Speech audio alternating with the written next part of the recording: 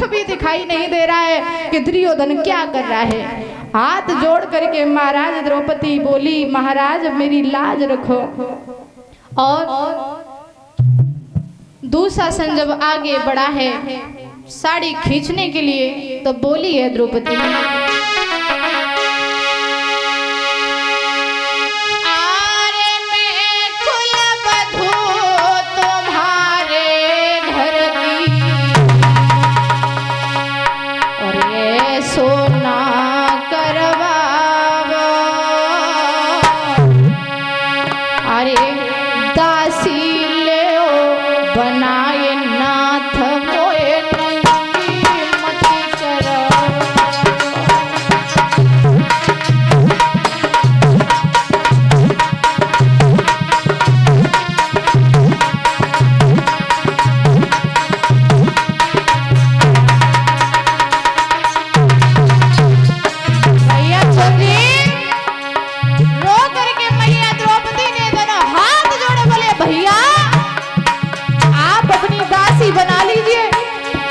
भरी सभा में निर्वस्त्र ना करें।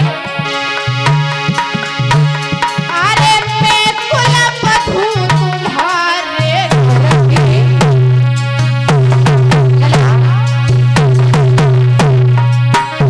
अरे ऐसो ना करवाओ,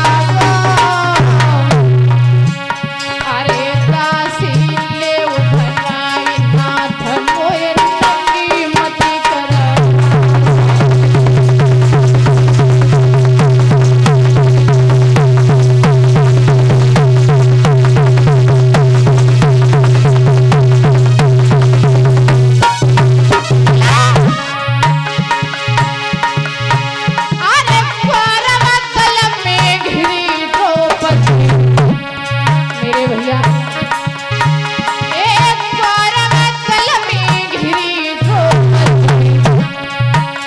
जो करुणा करे करे होवे, अरे पांच पति की नारी कन्हैया सभा में नंगी होवे।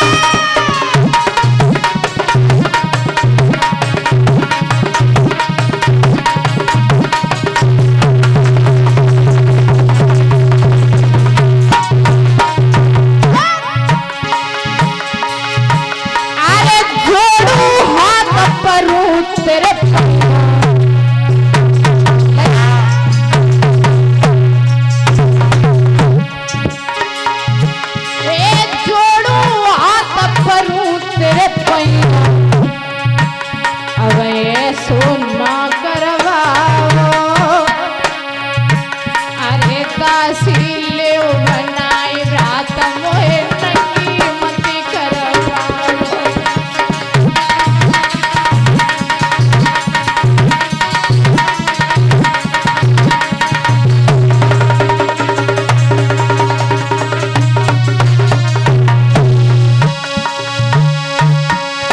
जवाब दिया है मेरे भैया, दोनों हाथ जोड़ करके द्रौपदी ने श्री सुखदेव जी महाराज समझा करके कहने लगे, हे राजन परीक्षित, जवाब दिया है भैया मुझे नंगी मत करवाओ, लेकिन अपनी दासी बना लीजिए। तुम जो बोलोगे मैं करूंगी, तुम्हारे दिन रात सेवा करूंगी, तुम्हारे पैरों को दबाऊंगी, तुम्हारा भोजन बनाऊंगी, लेकिन इस भरी सभा में निर्वस्त्र मत करवाओ। दुर्योधन कहने लगा, क्या उस दिन तुम्हें नहीं पता था? दुशासन आगे बढ़ा, साड़ी को जैसे ही खींचने की लाग लगाई है, द्रौपदी सोचने लगी कि अब हमारी कोई भी मदद नहीं करेगा।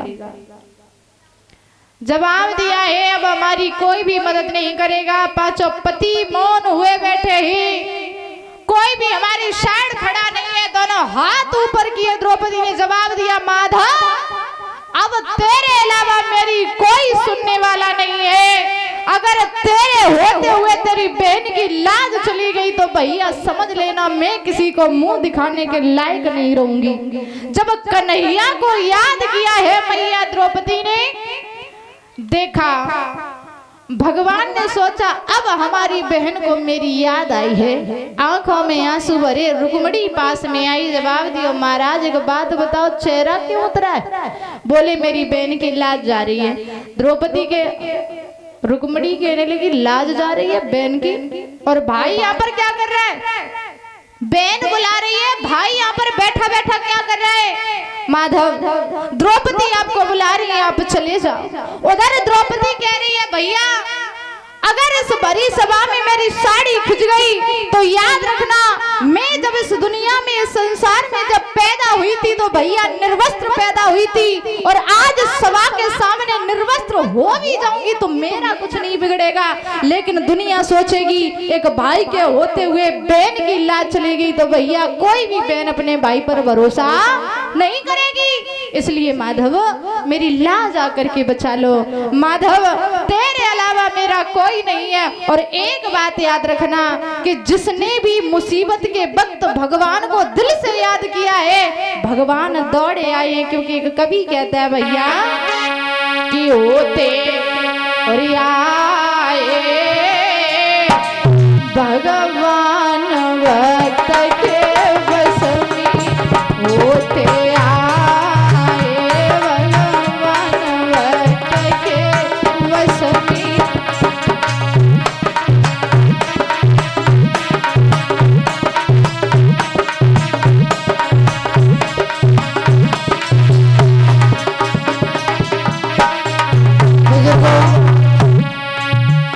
प्रमाण के साथ आपको बता रही हूँ, भगवान को जिसने दिल से याद किया, मुसीबत में याद किया, उसकी मदद आकर के भगवान ने जरूर की है। पहला प्रमाण, अरे भरी सभा में नरसी तेरो, हाथ पकड़ के बड़े भाव से बोलेंगे माताएं, अरे भरी सभा में नरसी तेरो,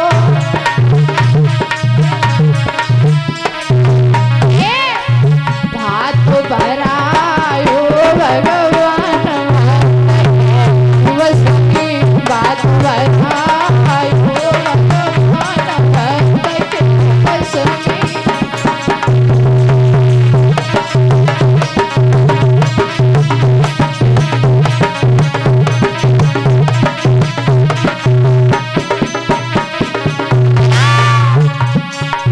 होते आए भगवान वक्त के बस में, होते आए भगवान वक्त के बस में।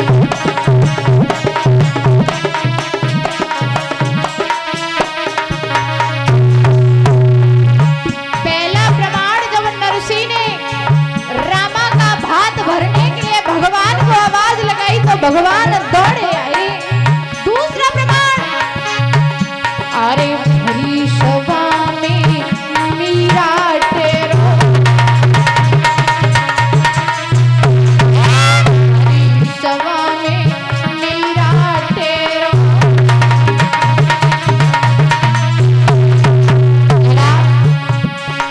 जहर पिलायो भगवान वक्त के बस में, जहर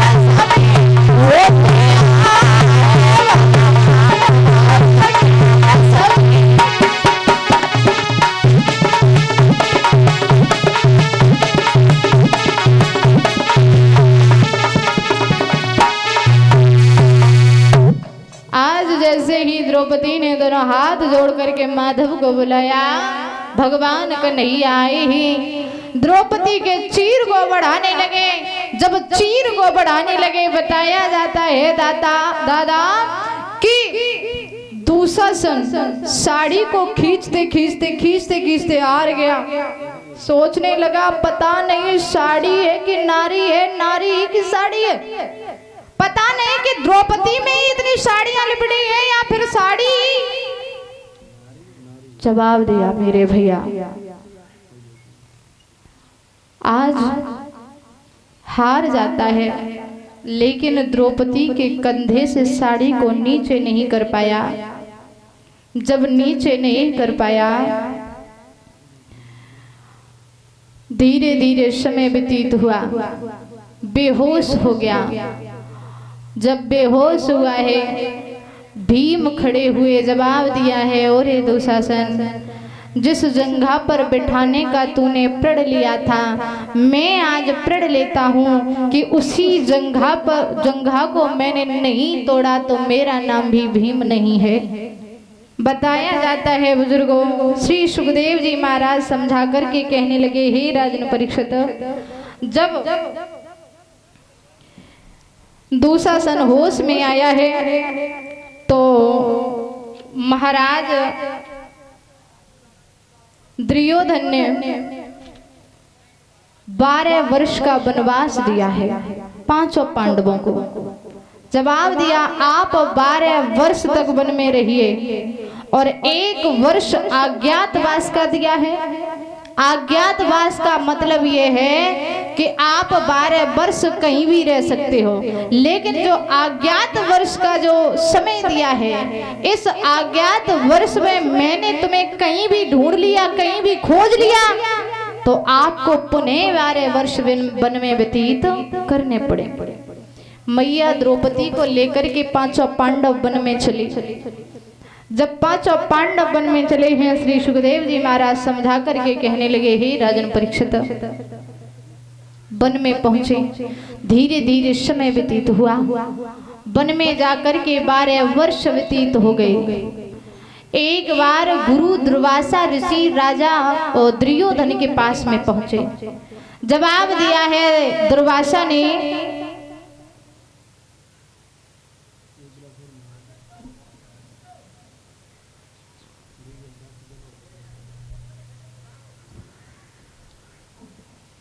बोल कन्हैया लाल की। आइए भगवान का एक छोटा सा भजन बोले सभी भक्त। आगे बड़ी सुंदर कथा है, क्योंकि भगवान की कथा में अगर बीच बीच में ताली न बजवाई जाए तो नींद आने लगती है, और माताएं हमारी लग रही है कि आलस में आएगी, तो आलस छोड़ो और भगवान के भजन को दोनों हाथ से तालियों के साथ में बड़े प्यार से बोलेंगे।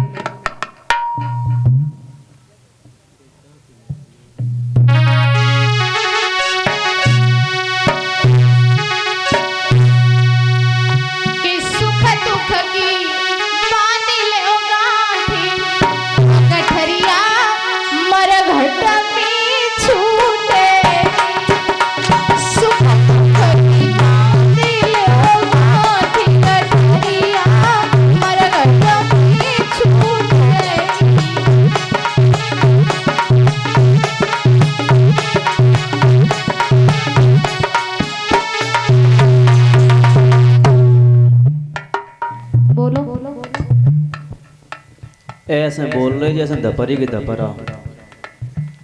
परीक्षित महाराज प्रेम से दोनों हाथ ऊपर उठाना। अच्छा, भजन समझ में नहीं आया? भजन समझ में नहीं आया परीक्षित जी?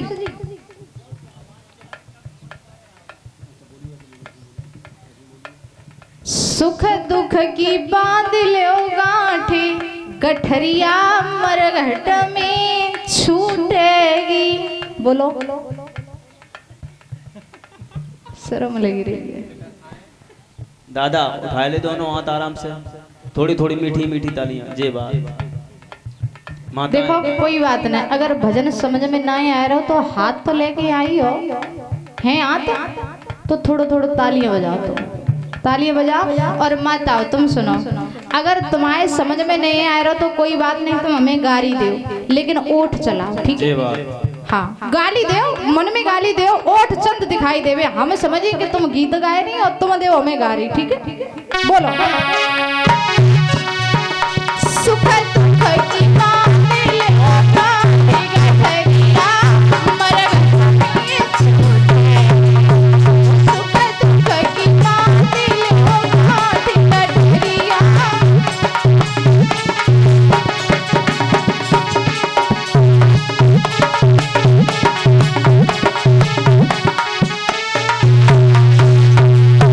अरे कच्चे दूध जमन के नाई, कच्चे दूध।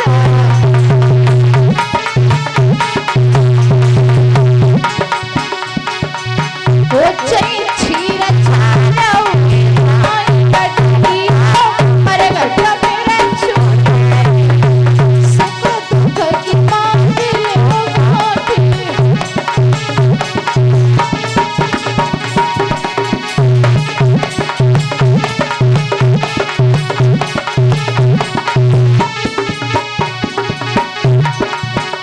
अरे फट गए हृदय सिलन के नाई, फट गए।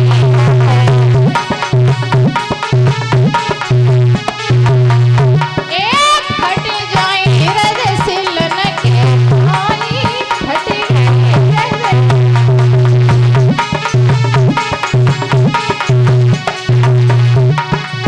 ओ चई माटिया में मिला कटकिया, मरग मेरा छूटे। ओ चई माटिया में मिला कटकिया।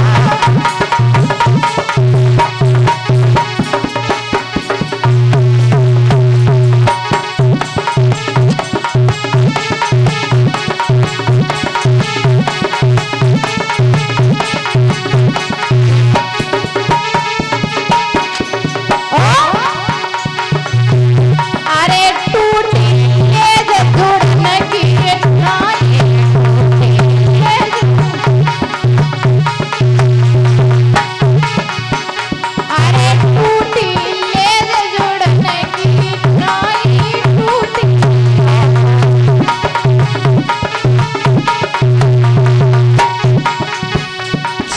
काठी वाली उलटी लाई कटरिया, मरग में छूटेगी।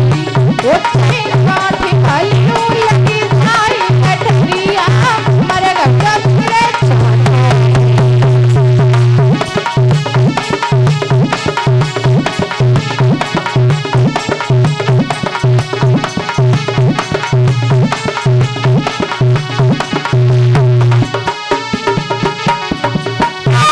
सुख दुख की पानी होगा गठरिया, छूटेगी। सुख दुख की पानी होगा गठरिया, मरग में छूटेगी।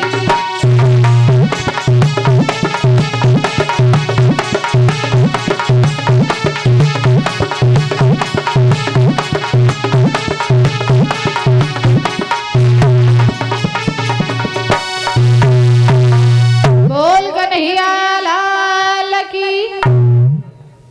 बहुत तेज बोल रही हो, ज्यादा तेज मत बोलो।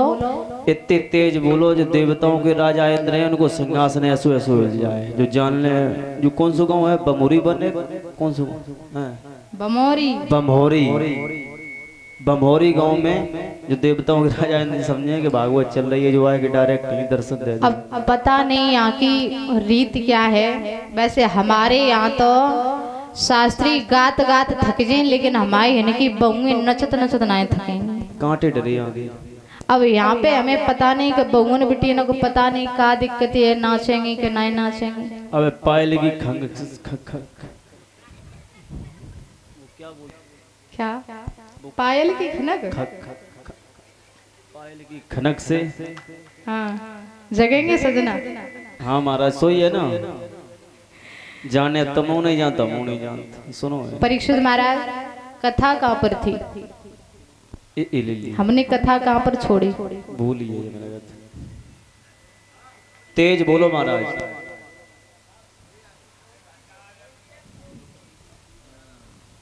द्रौपदी की तो छोड़ी जो तो जो बता रहे हैं, लेकिन हमने किस जगह पर छोड़ी वो बताओ।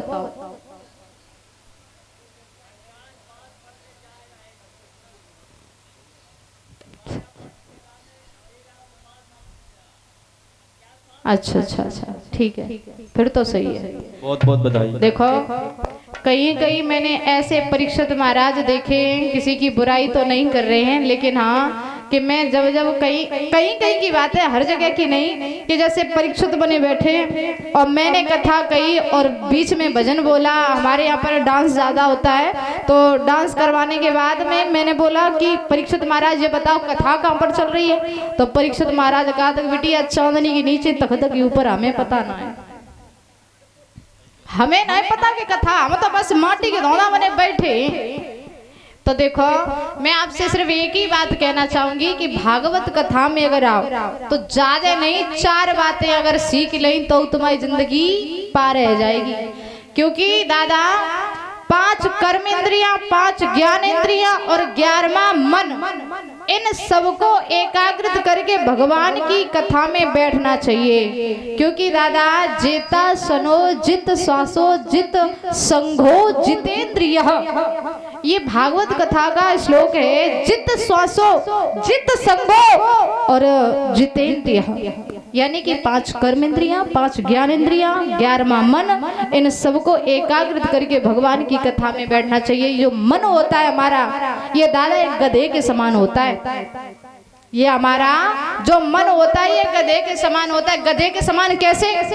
जैसे कि पहले के जमाने में बुजुर्गों एक धोबी हुआ करते थे।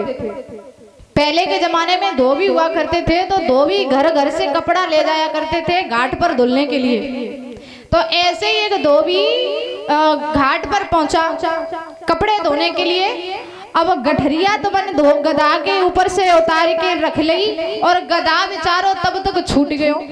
और जब गधा तब तक छूट गयो, अब सोचने लगा है वो धोबी, अगर मैं गधा पकड़ रहा हूँ तो ये कपड़े नहीं धुल पा रहा हूँ, और अगर कपड़े धुल रहा हूँ तो ये गधा भाग रहा है जो फसल बिगाड़ रहा है, तो मैं करूँ तो करूँ क्या। तब तक महाराज एक संत जी आए। संत जी ने पूछा एक बात बताओ क्यों रो रहे हो।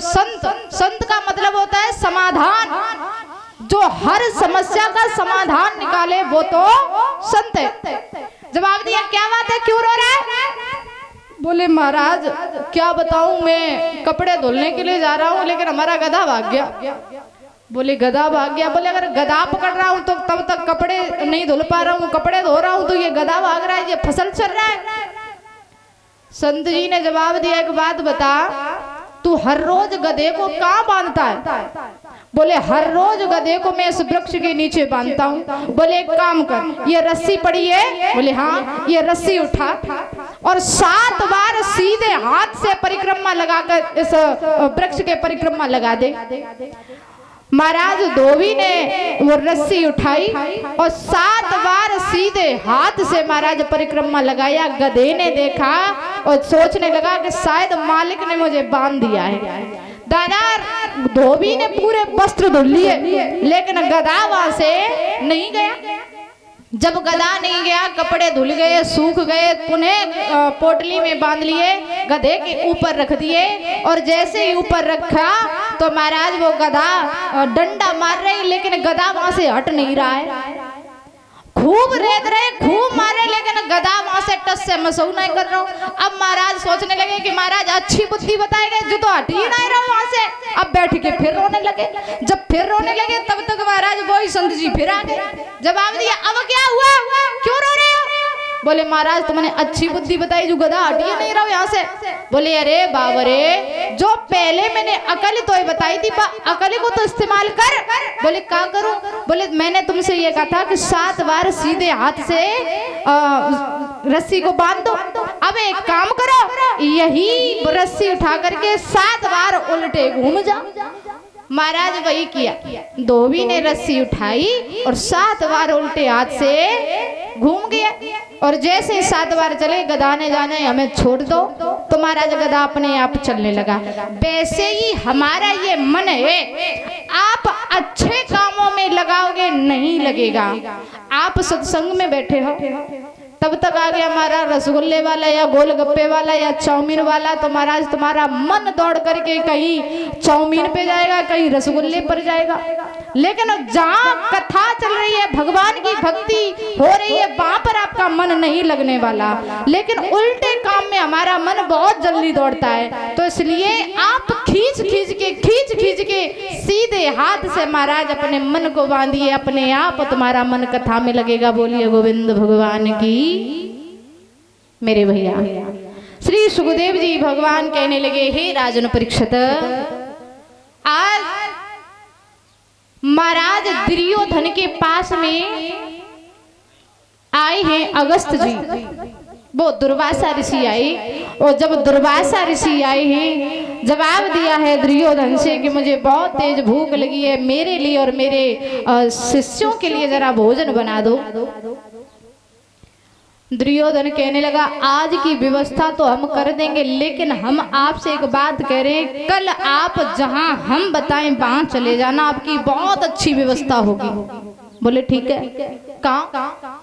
बोले कल आप द्रौपदी के यहाँ जंगल में जाकर के भोजन करिए, जाके बहुत अच्छी व्यवस्था आपको मिलेगी। रात भर महाराज दुर्वासा ऋषि बैठे रहे, भोजन इत्यादि किया, विश्राम किया। जैसे ही सुबह हुआ, जंगल में पहुंचे, इधर मैया द्रौपदी ने क्या किया, शाम का वक्त था, खाना पीना खा पी करके मैया आराम कर रही थी। तब तक दुर्वासा ऋषि आए हैं, जवाब दिया, इस कुटिया में कोई है? अगर है तो बाहर निकल के आए। मैया द्रौपदी बाहर निकल के पहुंची, प्रणाम किया दुर्वासा ऋषि को, जवाब दिया, महाराज आप आए हो, मेरी बड़ी भाग्य धन्य हो गए जो आप हमारे दरवाजे पर आए, क्योंकि संत श्रोमणी द्वार द्वार पर कभी किसी के न आते, होती है शुभ घड़ी संत के दर्श तभी हो पाते। अहो भाग्य हमारे जो आप हमारी कुटिया में पधारे। कहिए महाराज कैसे आगमन हुआ? जवाब दिया, बेटी बहुत तेज भूख लगी है। जैसे ही भूख का नाम लिया, मैया द्रौपदी घबरा गई, कहने लगी, घर में खाने के लिए भी कुछ नहीं है, अब क्या करूं? और दुर्वासा ऋषि इतने क्रोधी महात्मा है दादा कि पल पल पर इन्हें क्रोध आता, क्रोध आ गया, पता नहीं कौन सा श्राप दे दे। मैया घबरा गई, अर्जुन के पास पहुंची, जवाब दियो प्राणेश्वर, द्वार पर दुर्वासा ऋषि खड़े हुए हैं, अगर मैंने भोजन नहीं बनाया तो न जाने वो क्या श्राप दे दे। जैसे इतनी बात कही है मेरे भैया, भगवान अर्जुन ने जवाब दिया है कि मैं जा रहा हूँ, चिंता मत करो। पास में पहुंचे, बोले महाराज पास में नदी है, आप स्नान ध्यान करके आइए, मैं तब तक भोजन की व्यवस्था करता हूँ। महाराज दुर्वासा ऋषि और सभी जितने संतगण थे वो पहुंचे हैं नदी के किनारे, स्नान ध्यान किया। जैसे ही स्नान ध्यान किया, मैया द्रौपदी ने भगवान कन्हैया को याद किया, जवाब दिया, माधव तुमने हर जगह मेरी रक्षा की है, आप मेरी रक्षा यहाँ भी आकर के करो। अगर मैंने भूखे पेट संत महात्मा को घर से जाने दिया तो मेरा बहुत बड़ा अपमान होगा। आप एक काम कीजिए प्रभु, मेरी रक्षा कीजिए। भगवान कन्हैया द्रौपदी की एक पुकार पर आए, जवाब दिया, बहन क्या बात है, क्यों बुला रही है? जवाब दिया है, द्वार पर दुर्वासा ऋषि खड़े हैं, मेरी मदद करो भैया, घर में खाने के लिए कोई भी चीज नहीं है, कोई भी व्यवस्था नहीं है, मैं क्या खिलाऊं? जैसे इतनी बात कही तो मेरे दादा भगवान कन्हैया और द्रौपदी के पास में एक अक्षय पात्र था। जो अक्षय पात्र था महाराज, उस अक्षय पात्र में एक ही बार खाना बनता था। मैया से पूछा भगवान कन्हैया ने, एक बात बता बहन, तूने आज बनाया क्या था? बोले चावल। बोले चावल बनाए थे, तो एक बात बता वो अक्षय पात्र कहाँ है? अक्षय पात्र को देखा तो उसमें एक चावल का दाना लगा हुआ था। भगवान कन्हैया ने वो चावल का दाना लिया, अपने मुंह में डाल दिया। इधर भगवान कन्हैया का जैसे ही मुंह में वो चावल का दाना डाला, वैसे ही महाराज उधर दुर्वासा ऋषि के सभी जो दुर्वासा ऋषि उनके शिष्य हैं वो सभी एकदम डकार मारने लगे, अपने आप ही अफर जाते हैं, सबके पेट भूल जाते हैं, कहने लगे हैं कि महाराज मुझे भोजन नहीं चाहिए, मेरा तो पहले से ही पेट भर चुका। सभी लोग मना करने लगे, दुर्वासा ऋषि भी कहने लगे कि भाई भूख मुझे भी नहीं है, कहीं ऐसा ना हो द्रौपदी खाना बना ले। दौड़ करके आई, जवाब दिया है महाराज द्रौपदी से, बेटा आज मुझे भूख नहीं है, मुझे बहुत कोई काम याद आ गया है, मैं काम करने के लिए जा रहा हूँ, तू भोजन मत बनाना क्योंकि मुझे भूख नहीं है। जैसे इतनी बात कही मैया द्रौपदी ने भगवान कन्हैया को प्रणाम किया, दुर्वासा ऋषि को प्रणाम किया, जवाब दिया माधव आज तुमने फिर आकर के एक बहन की लाज बचा ली।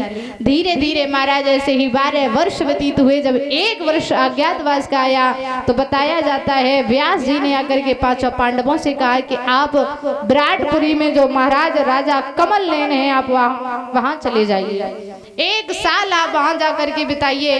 5 पांडव मैया द्रौपदी चले हैं राजा कमल नयन के यहाँ। श्री सुखदेव जी महाराज समझा करके कहने लगे, हे राजन परीक्षित, जब कमल नयन के यहाँ पर पहुंचे हैं 5 पांडवों ने, मैया द्रौपदी ने अपने अपने नामों को बदल लिया, अपने भेष को बदल दिया। कमल नयन की एक पुत्री है जिसका नाम है उत्तरा। महाराज अर्जुन उस उत्तरा को नृत्य गान सिखाने लगे, नौकरी करने लगे, नौकरों के रूप में वहां रहने लगे। धीरे धीरे समय व्यतीत हुआ। बताया जाता है अज्ञातवास का सिर्फ 1 दिन बाकी था, उसी में महाराज कमल नयन का साला कीचक आया। और जब कीचक आया है, कीचक ने द्रौपदी को देखा, कुएं पर पानी भरने के लिए द्रौपदी पहुंची। और जब कुएं पर द्रौपदी पानी भरने के लिए पहुंची है, कीचक की नजर द्रौपदी के ऊपर पड़ी तो जवाब दिया है, रास्ते में खड़ा हो गया, कहने लगी, हे सुंदरी तुम्हारा क्या नाम है? उस वक्त महाराज द्रौपदी का नाम था शैलेंद्री, क्योंकि नाम तो बदल दिए थे, तो उस वक्त शैलेंद्री नाम था। द्रौपदी ने जवाब दिया मेरा नाम शैलेंद्री है। बोले तुम दिखने में तो बहुत सुंदर लग रही हो, किसी राजघराने की लग रही हो, फिर आप ये नौकरानी वाला काम क्यों कर रही हो? आप एक काम करो, मेरे साथ में शादी कर लो, तुम्हें रानी बना करके रखूंगा। द्रौपदी ने जवाब दिया मामा मेरा रास्ता छोड़ो, समय काफी हो गया, मुझे घर भी जाना है। अरे पराई स्त्री पर आप गंदी नजर डाल रहे हो, क्या आपको शर्म नहीं आती? मेरे 1 नहीं 5 पति हैं, इसलिए आप मुझे जाने दो। जवाब दिया द्रौपदी, वो शैलेंद्री मैं तब तक तुम्हें नहीं जाने दूंगा जब तक मैं तुम्हारे मुंह से हाँ नहीं सुन लूंगा। दादा एक बात बताए, औरत त्रिया चरित्र दिखाती नहीं है, और जिस वक्त औरत ने त्रिया चरित्र दिखा दिया उस वक्त दादा किसी की औकात नहीं है कि त्रिया के मोह जाल से बच जाए। एक बार ध्यान से सुनना, एक स्त्री घड़े कुआं पर पानी भर रही थी। बुजुर्गों, एक स्त्री पानी भर रही थी तो एक राहगीर निकला। उस राहगीर ने जवाब दिया है बहन पानी प्यास लगी है, मुझे पानी पिला दे। तो वह मैया ने अपने घड़े से पानी पिला दिया। जवाब दिया उस राहगीर ने कि बहन एक बात बता कि मुझे त्रिया चरित्र के बारे में बता दे कि त्रिया चरित्र क्या होता है, माताओं की चालाकियां क्या होती हैं, जरा मुझे बता सकती है? वह मैया ने क्या किया, कुछ कहा नहीं और जोर जोर से चिल्लाने लगी, बचाओ बचाओ, मुझे गांव वालों आवाज सुन रही हो तो मुझे बचा लो। वो लड़का कहने लगा बहन मैंने तो तेरे साथ कुछ किया भी नहीं, चिल्ला क्यों रही है? अगर गांव वाले आ गए तो हड्डी को सुरमा बना दी, शांत है जा, चिल्ला क्यों रही है? लेकिन वो चिल्लाती रही, बचाओ बचाओ बचाओ। गांव वालों ने सुना कि कुएं की तरफ से आवाज आ रही है, लगता है कोई है। जैसे ही गांव वाले दौड़ करके आए, लड़के ने दूर से देखा, जवाब दिया बहन अगर गांव वाले पास में आ गए तो मुझे मार डालेंगे, मुझे बचा ले। उस लड़के ने जब ज्यादा हाथ जोड़े पैर छुए तो उस लड़की ने क्या किया, जो घड़े में पानी रखा था दादा वो अपने ऊपर पानी डाल लिया। और जब पानी डाल लिया गांव वाले पास में आए, जवाब दिया क्यों रो रही थी, क्यों चिल्ला रही थी? जवाब दिया है कि मैं इस कुएं में गिर गई थी, मैं इस कुएं में गिर गई थी और भला उस भैया का जिसने मुझे रास्ते जा रहा था मुझे मेरी आवाज सुन करके मुझे बचा लिया। जैसे इतनी बात कही, जहां लोग मारने के लिए उस लड़के को आए थे वो आज लड़के को कंधे पर बिठा करके महाराज उसे बधाइयां देने लगे कि तुमने इसकी जान बचाई।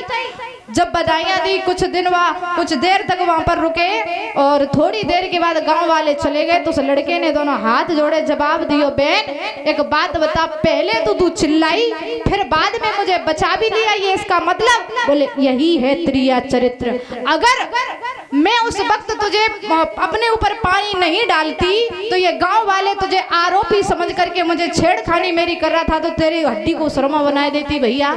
इसलिए जब तूने मेरे हाथ पैर जोड़े थे, तुझे बचाने के लिए पानी मैंने अपने ऊपर डाल लिया। जवाब दिया मैं कुएं में गिर गई थी, इस भैया ने मुझे बचा लिया। बोले यही होता है त्रिया चरित्र, अगर त्रिया के चक्कर में पड़ोगे तो भैया बिना मारे नहीं बचोगे। जवाब दिया है द्रौपदी ने कि भैया मामा मेरा रास्ता छोड़ दो, मैं पराई स्त्री हूँ, अगर मैं अपनी पर आ गई तो तुम्हें खाक में मिला दूंगी, इसलिए मेरा रास्ता छोड़ दो। कीचक कहने लगा अरे बहुत देखे मुझे खाक में मिलाने वाले, लेकिन द्रौपदी की बात सुन, तू जब तक मेरे साथ में शादी नहीं करेगी मैं तेरा रास्ता नहीं छोड़ूंगा। तो फिर भी मैया द्रौपदी ने समझा करके एक बात कही है, भैया मेरी बात सुन लो कि पैनी है कटार धार तेगा की पराई नार।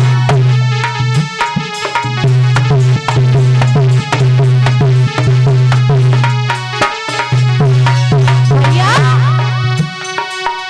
पैनी है कटार धार तेगा की पराई नार, जाने की हुक्म हजार से काऊ की न परिवार, वैसे न पड़ेगी तेरे बड़े बड़े गए हार, काल की पिटारी नारी मामा बैठो मन मार।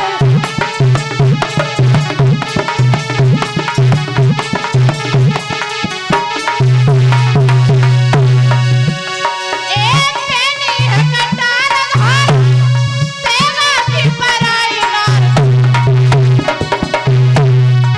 जाने की हुक्म हजार से काऊ की न परिवार, वैसे न पड़ेगी तेरे बड़े बड़े गए हार, काल की पिटारी नारी भैया बैठो मन मार।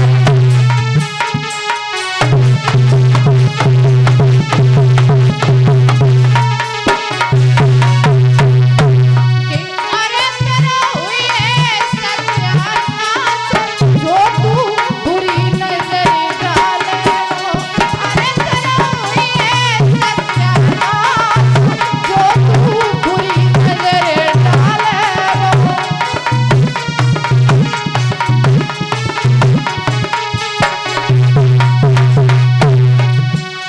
तू बुरी नजर डाले वो, जो तू बुरी नजर डाले वो, अरे तेरा हुई है सत्यानाश, जो तू बुरी नजर डाले वो।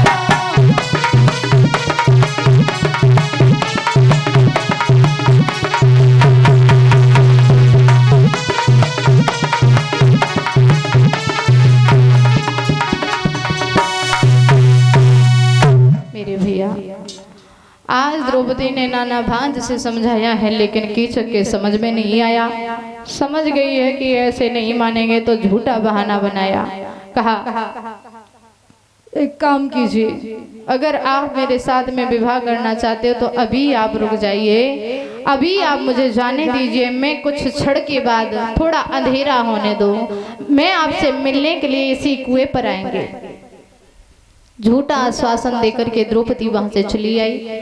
अर्जुन से आकर के कहा कि महाराज कीचक मुझे जीने नहीं दे रहा है। अर्जुन ने जवाब दिया है द्रौपदी अज्ञातवास का केवल यही एक दिन बाकी रह गया, अगर रात बीती तो हो गई तो सुबह हम और आप यहाँ से निकल जाएंगे, इसलिए जो भी कीचक कह रहा है इस कान से सुनो दूसरे कान से निकाल दो। महाराज भीम ने सुना तो जवाब दिया है कि द्रौपदी एक बार में तुम्हारी लाज नहीं बचा सका, लेकिन इस बार मैं चूड़ियां नहीं पहनूंगा। क्या है तुम क्या कह करके आई हो मुझे बताओ। सारा वृतांत बताया। जवाब दिया महाराज मैं झूठा वादा करके आई हूँ, कुएं पर वो मेरा इंतजार कर रहा है। तो जवाब दिया है भीम ने कि काम करो, शाम को जब हो आप जाने की बात करो तो तुम नहीं मैं जाऊंगा, और तुम्हारे भेष में जाऊंगा तो मुझे साड़ी पहना देना। महाराज जैसे ही शाम हुई तो द्रौपदी ने भीम को तैयार किया, साड़ी पहनाई, चूड़ियां पहनाई, और जैसे ही गले में नौलखा हार डाला, लंबा सा घूंघट डाल दिया। जवाब दिया अब चलिए महाराज। शाम हुई, कीचक पहले से ही बैठा है, और जैसे ही कीचक ने चूड़ियों की खनखन की आवाज सुनी तो महाराज कीचक सोचने लगा है कि ये तो वास्तविक एक ही बाप की जियाई है जो एक ही बात के ऊपर चली आई हमसे मिलने के लिए। पास में पहुंचा, लंबा चौड़ा शरीर देखा तो थोड़ी शंका हो गई। कहने लगी ये तो द्रौपदी नहीं लग रही है, ये तो कोई और है। जवाब दिया, एक बात बताओ सुंदरी, जब तुम सुबह कुएं पर आई थी तो मैंने तुम्हें देखा था, तब तुम बिल्कुल दुबली पतली थी, एक ही दिन में मतलब इतनी मोटी ताजी, कुछ सिस्टम समझ में नहीं आया, बात क्या है? घूंघट की आवाज ओट में महाराज धीरे से भीम ने एक बात कही, बोले महाराज मेरे और तुम्हारे जब से नैन कुआ पे लड़ गए ना, तब से मैं बहुत खुश हैं।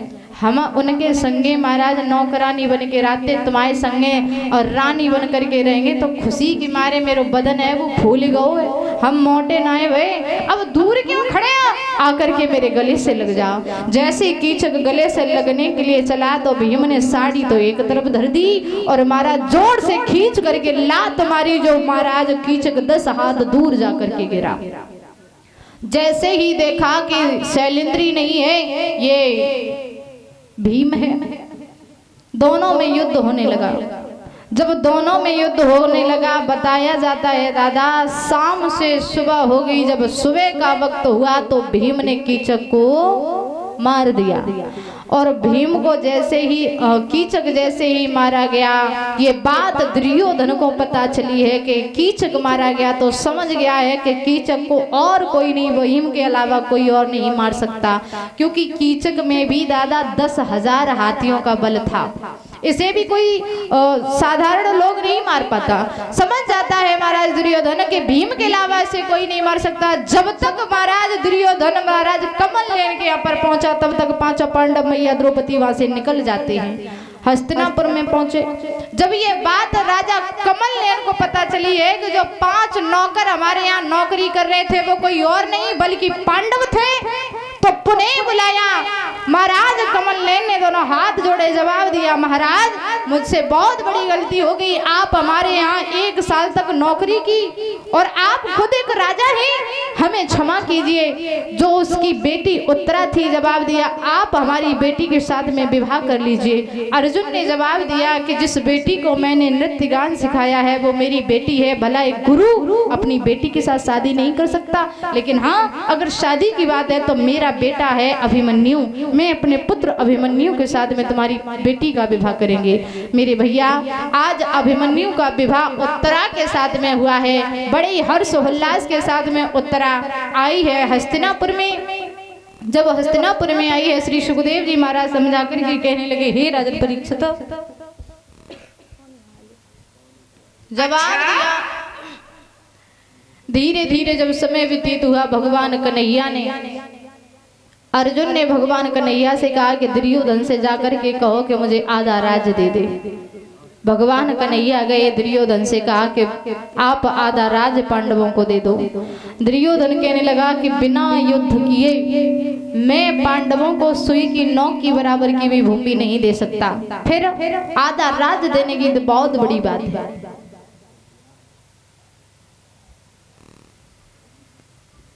जवाब दिया आप पांडवों से जाकर के कहिए कि हमसे युद्ध करें।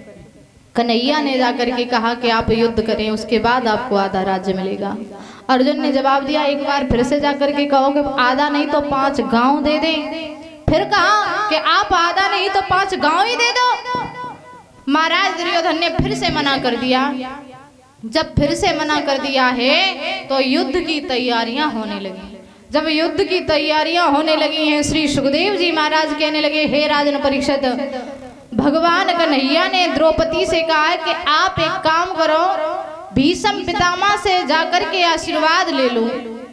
सुबह के वक्त महाराज भीष्म पितामह सो रहे थे, चरणों की तरफ द्रौपदी खड़ी हो गई। जैसे ही भीष्म पितामह के नेत्र खुले, झपट के महाराज चरणों को स्पर्श किया तो भीष्म पितामह ने महाराज सदा सुहागन होने का आशीर्वाद दे दिया। जब सदा सुहागन होने का आशीर्वाद दिया, जवाब दिया है द्रौपदी ने, महाराज एक तरफ आप सदा सुहागन होने का आशीर्वाद दे रहे हो, दूसरी तरफ हमारे पतियों को मारने की योजना बना रहे हो, ये कहाँ का न्याय है? जवाब दिया द्रौपदी तुम? बोले हाँ। बोले बेटा एक बार मैं तेरी मदद नहीं कर पाया, लेकिन इस बार मेरे प्राण भी चले जाएं लेकिन तेरे स्वाग के ऊपर कोई भी आंच नहीं आएगी। अगर मैंने तुझे सदा स्वागन होने का वरदान दिया है तो तेरा स्वाग हमेशा अमर रहेगा। बताया जाता है महाराज भगवान कन्हैया के पास में आया है दुर्योधन, जवाब दिया आप किसकी तरफ हो? भगवान कन्हैया ने जवाब दिया आप बताइए। मैं तो अर्जुन की तरफ हूँ। बोले अर्जुन की तरफ हो? फिर मेरी साइड? जवाब दिया मैं अर्जुन की तरफ हूँ, लेकिन न मैं युद्ध करूंगा न कुछ, मैं केवल अर्जुन का रथ हाँकूंगा, और तुम भी अगर अपने साथ मुझे ले जा रहे हो तो तुम्हारा भी रथ हाँकूंगा मैं, और कुछ नहीं करूंगा। जवाब दिया जब तुम रथ हाँकोगे तो हम तुम्हारा अचार डालेंगे। बोले फिर क्या करना चाहिए? जवाब दिया तो आप मुझे 11 अछौड़ी सेना दे दो। तो भगवान कन्हैया ने दुर्योधन को 11 अछौड़ी सेना दी और भगवान खुद अर्जुन के रथ के सारथी बने। बताया जाता है दादा पहले दिन युद्ध हुआ। जब पहले दिन युद्ध हुआ है सबसे पहले महाराज पहुंचे ही भीष्म पितामह युद्ध करने के लिए। एक दिन नहीं, 2 दिन नहीं, 3 दिन, 10 दिन भीष्म पितामह ने युद्ध किया। और जब 10 दिन भीष्म पितामह ने युद्ध किया है, 10वें दिन भगवान कन्हैया ने अर्जुन को देखा कि अर्जुन मन लगा करके युद्ध नहीं कर रहे हैं।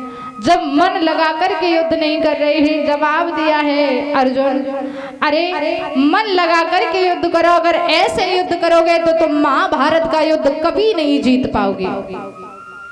जवाब दिया है महाराज मेरे हाथ पैर काम नहीं कर रहे हैं, ये हमारे सामने जो खड़े हैं ये बड़े बड़े हमारे बुजुर्ग खड़े हैं, भला इनके ऊपर मैं तीर कैसे चलाऊं।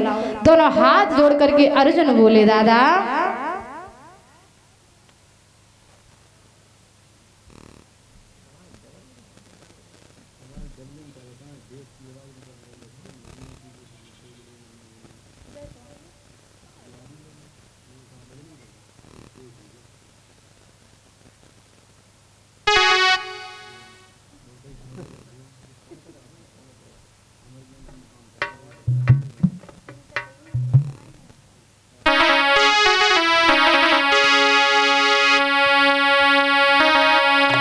बोले हैं अर्जुन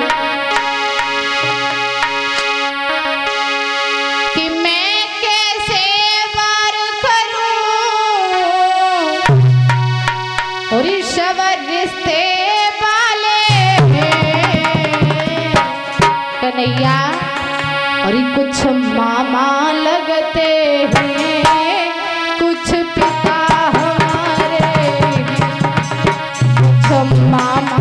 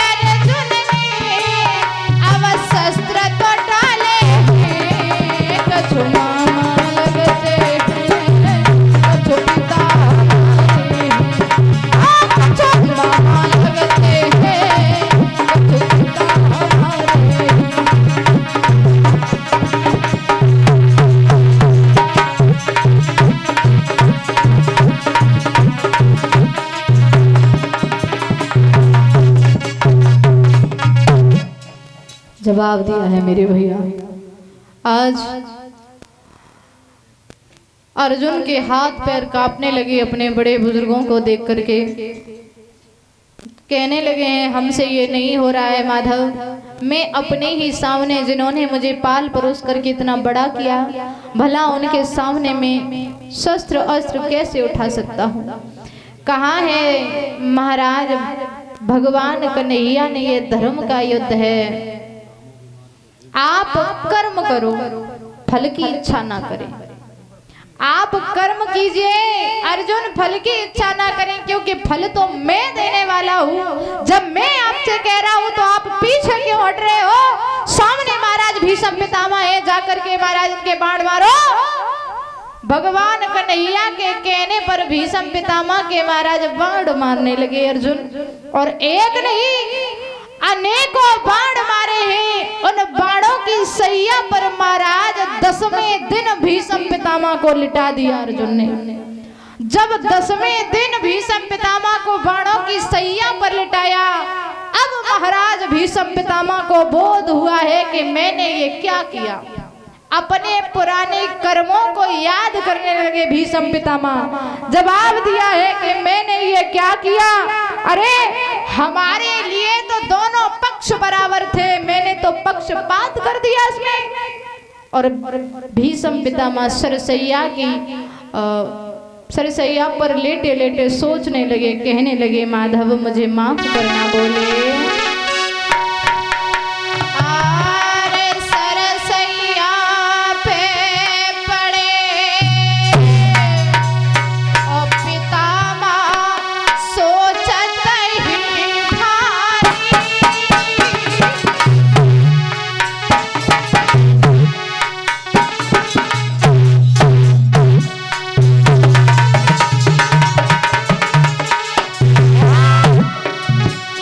अरे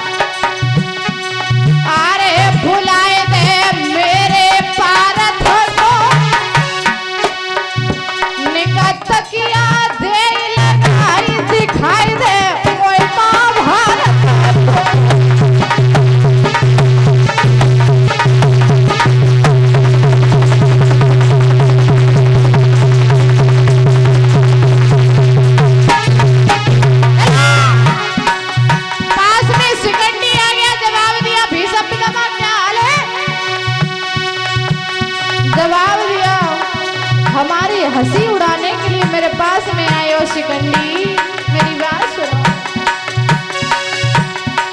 अरे शिकंडी मोय मत शर्मा, अरे शिकंडी मोय मत शर्मा, लला चैन की तनो हुई जाए पैर बखत सुने अपनी पिया में, चैन की तनो हुई जाए पैर बखत सुने।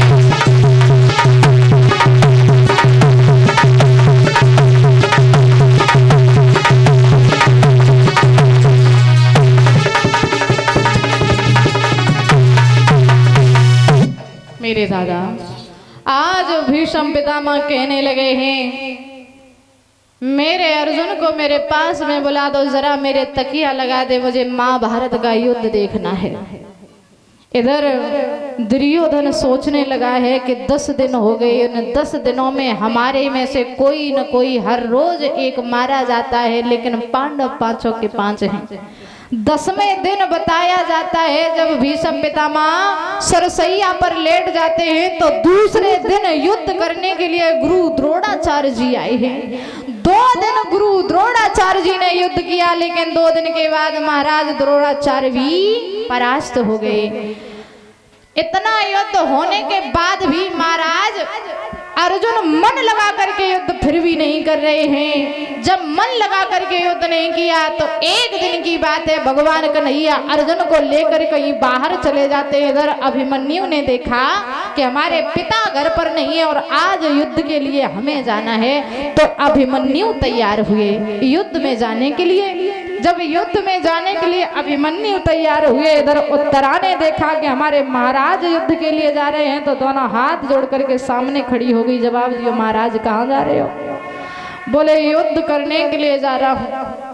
जवाब दिया, महाराज एक बात बताओ, अभी अभी हमारी शादी हुई है, खुदा न खास्ता अगर आपको कुछ हो गया तो मेरा क्या होगा? अरे मेरे तो अभी हल्दी के दाग भी नहीं छूटे, सुख की सेज में सो भी नहीं पाई आपके साथ, और आप हमें छोड़ करके जा रहे हो। अभिमन्यु कहने लगा, कैसी पत्नी हो?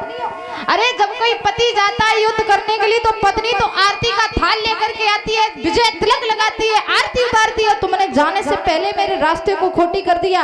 अरे उत्तरा, अब आप चाहे सर से पांव से लेकर सर तक जाए, मैं रुकने वाला नहीं हूँ। मेरी युद्ध में चाहे बोटी बोटी उड़ जाए, लेकिन मैं वापस लौट करके तुम्हारी बात नहीं मानने वाला, मैं रुकने वाला नहीं हूँ। इधर महाराज जैसे ही अभिमन्यु पहुंचे कुरुक्षेत्र के मैदान में, दुर्योधन ने देखा कि अभिमन्यु युद्ध करने के लिए आया है। जवाब दिया, बेटा तुम्हारी बारिश सी उमरिया है, अरे तुम्हारे दूध के दांत भी अभी नहीं उखड़े लाला, आप युद्ध करने के लिए आए हो, घर जाओ।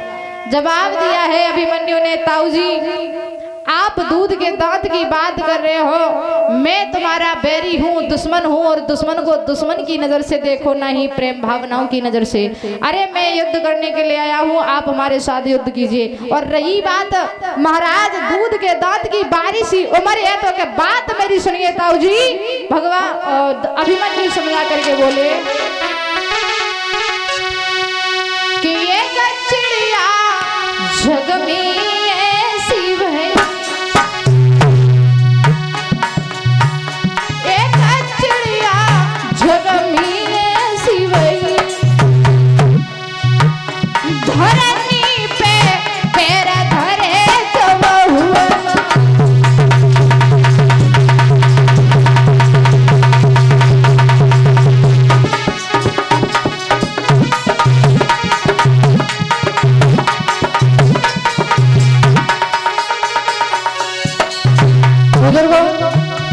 मैंने तो नहीं देखा, लेकिन आप लोगों के मुंह से ही मैंने सुना है कि संसार में एक ऐसा पक्षी है जो कभी भी जमीन पर पैर नहीं रखता। वो पक्षी आप लोग बताते हो, उस पक्षी का नाम होता है हाडिल पक्षी।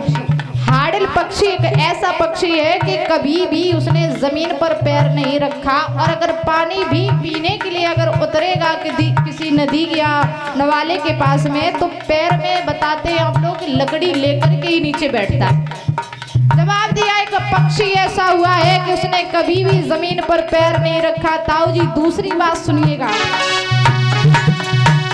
एक पपिया जीव भयोरी है सो,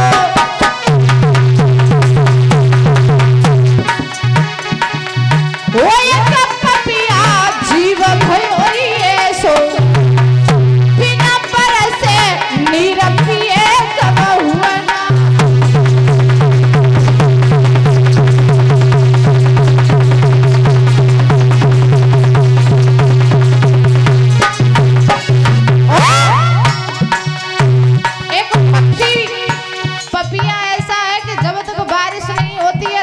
पानी नहीं पीता है। और सुनिएगा तब, अरे सूरज पीरा रपी जावे, अगर कोई युद्ध करने के लिए जा रहा है तो दादा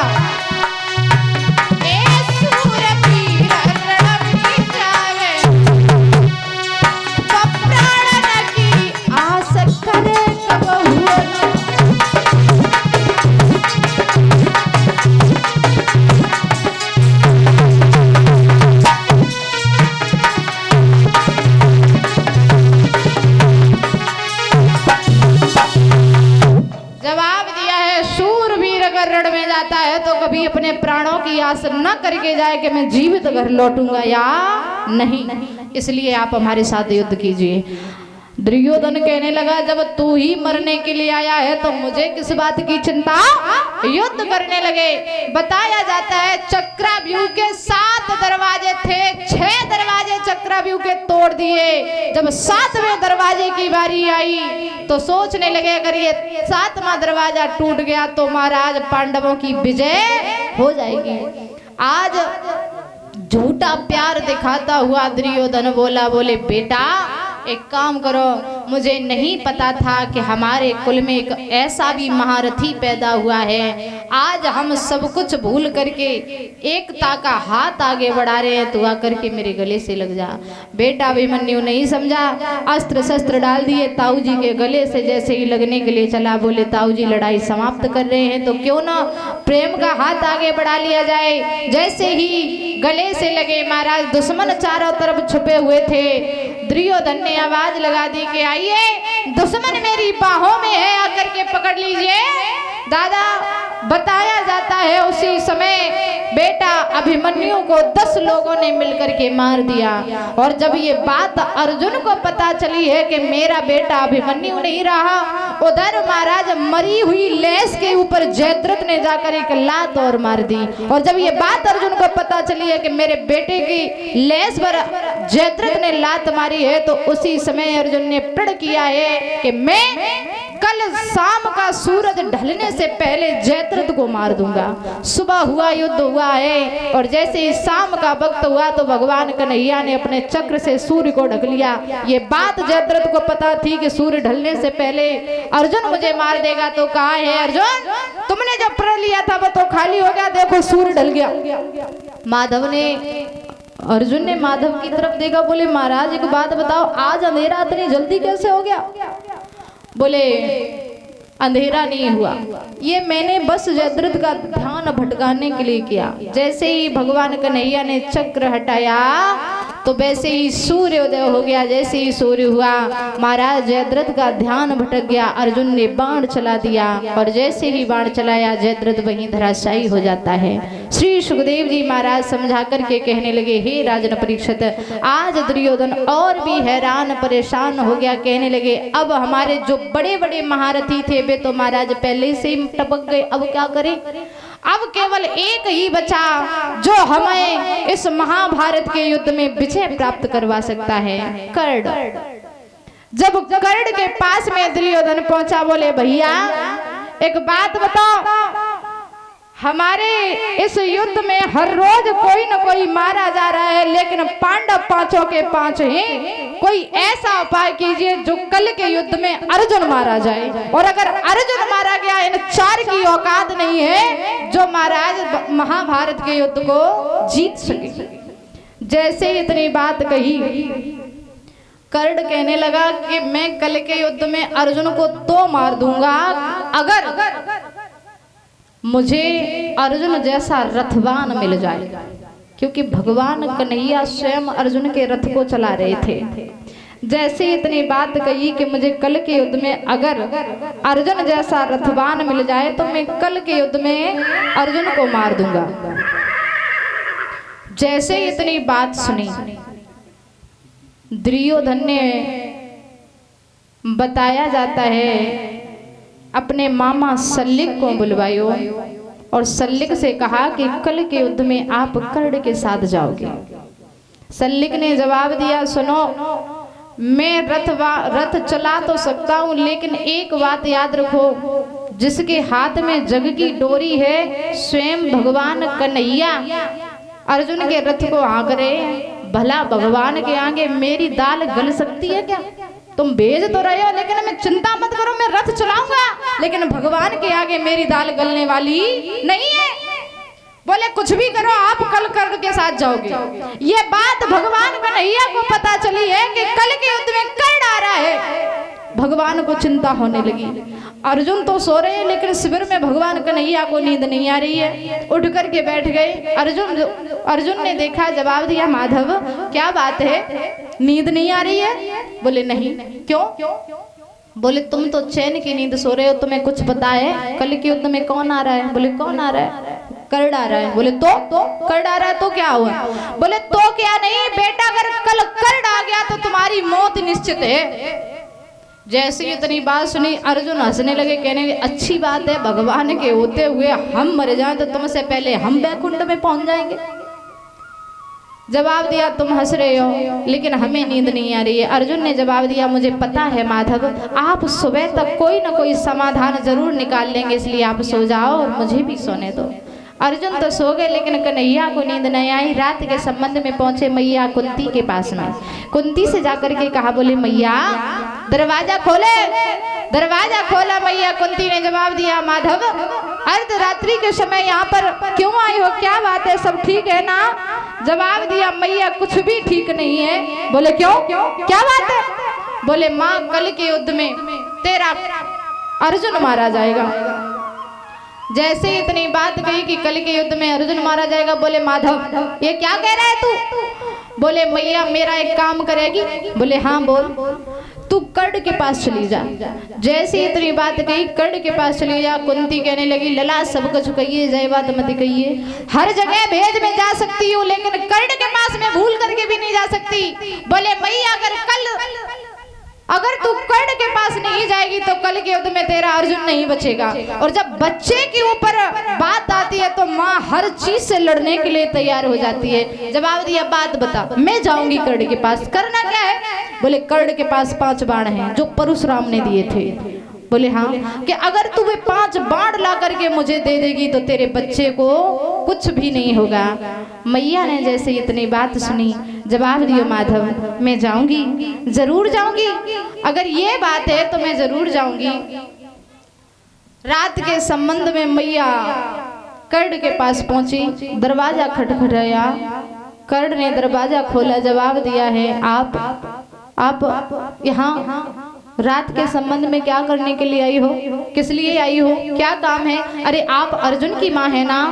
जैसे इतनी बात कही कि आप अर्जुन की माँ हैं तो उस वक्त मैया कुंती के मुंह से एक बात निकल गई। बोली बेटा मैं अर्जुन की माँ हूँ, लेकिन तू भूल रहा है मैं साथ साथ तेरी भी माँ हूँ। जैसे इतनी बात कही कि मैं तेरी माँ, कर्ण सोच में पड़ गया। जवाब दिया, क्या क्यों बावरी है रही है मैया, तू मेरी माँ भला कैसे हो सकती है? तो उस समय मैया कुंती ने समझाया कि बेटा कर्ण को एक बात समझाई, सुनो लाला। आरे कुंता भोज की लली और लगती बबुला को अति प्यारी।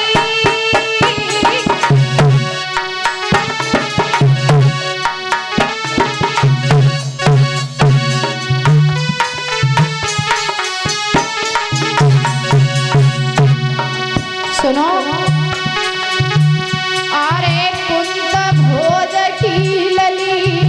थी बबुला को अति प्यारी,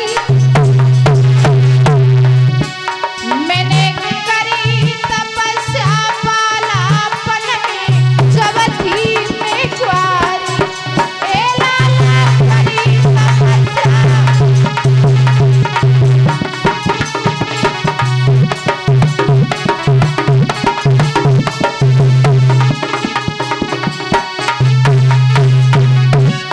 जवाब दिया बेटा जब मैं कुंवारी थी तो मैंने दुर्वासा ऋषि की तपस्या की। बोले हाँ तपस्या की। तो जवाब दिया बेटा जब मैंने तपस्या की है तो सुनो,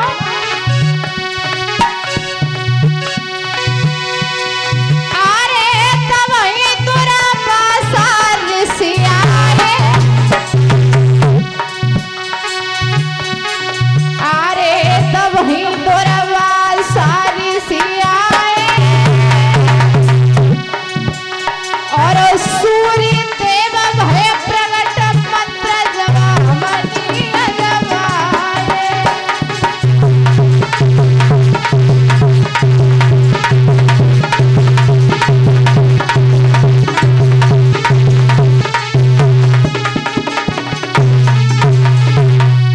जवाब दिया लाला मुझे दुर्वासा ऋषि ने 5 मंत्र दिए, एक मंत्र मैंने उच्चारण किया तो सूर्य भगवान प्रकट हो गए और जब सूर्य भगवान प्रकट हुए तो लाला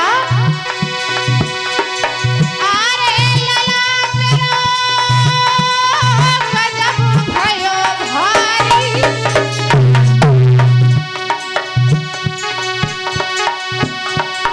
अरे कुंवर मेरो गजब भयो भारी, अरे 9 महीना के बाद तू जन्म होया तारी।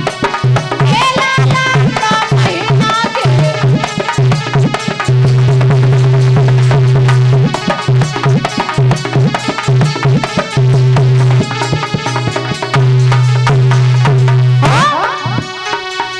कुंती बोली बेटा 9 महीना के बाद में तू पैदा हुआ है, लोक लाज के कारण बेटा मैंने तुझे दरियाई में बहा दिया था। आंखों में आंसू भर के बोली अरे रोई रही कुंती सी मैया, बेटा अरे रोई रही कुंती सी मैया, अरे कर्म लेखन मिटे करो चै लाखों चतुरैया।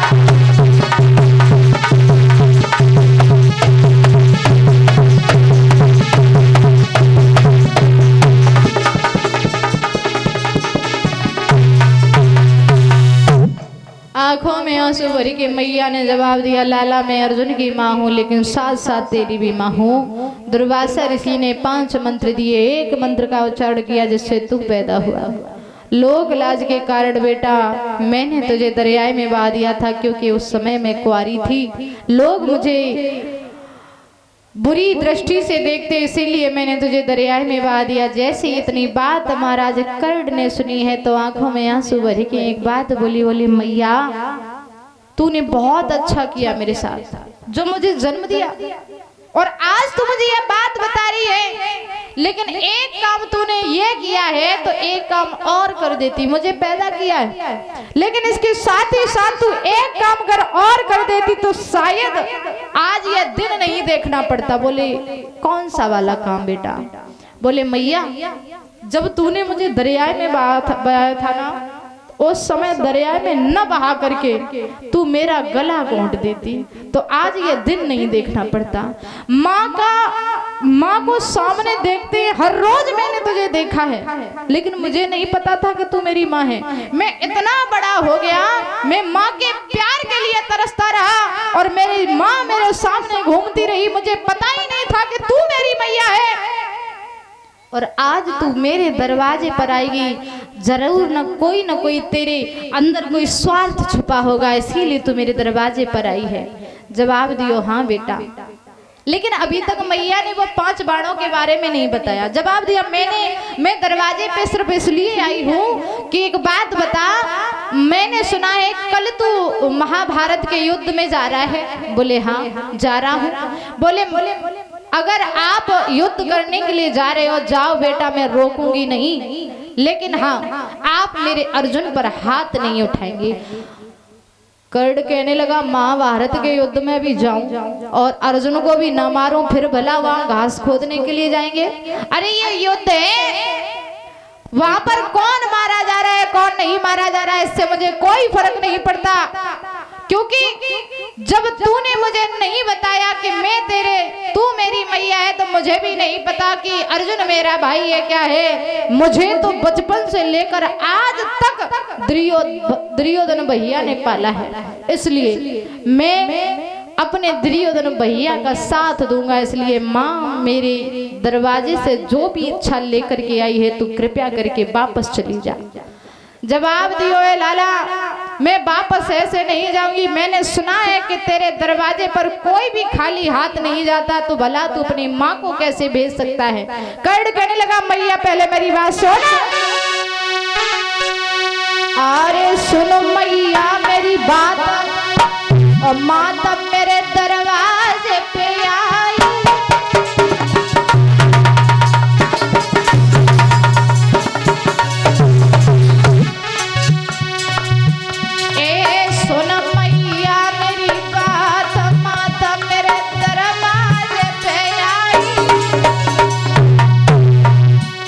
हम तेरे लला नहाते रही क्यों मैया चिल्लाई,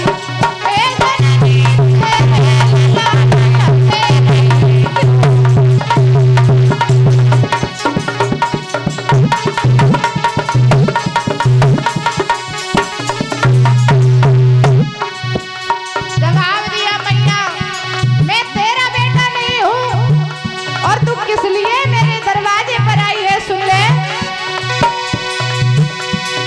अरे लला नहीं मानो मेहतारी, तेरो अर्जुन बेटा तो हती तू बाकी मातारी, तेरा अर्जुन बेटा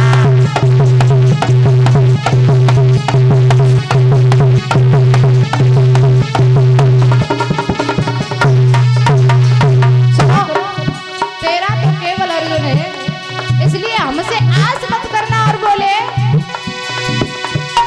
अरे साथ नहीं गुरुपति को छोड़ो। जवाब दियो मैं दुर्योधन भैया का कभी साथ नहीं छोड़ूंगा।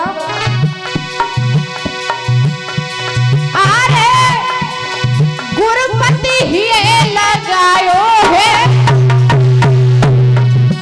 मोरे भारी करकी प्यार माता जो संग में लायो है, मोरे भारी करकी प्यार माता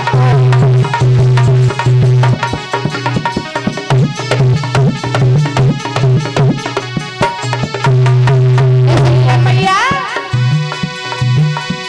अरे भेज दिए अपने पारथ को।